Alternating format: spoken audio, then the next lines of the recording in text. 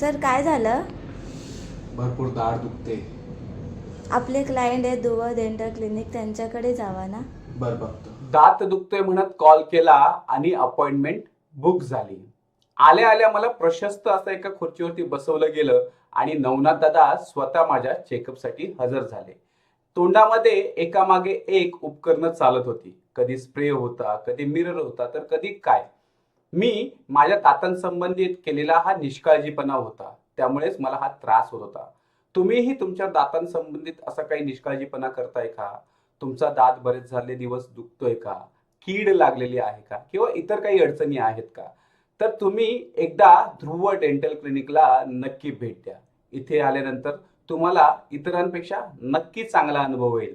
माझा अनुभवही चांगलाच आहे आणि चांगलाच होत आहे.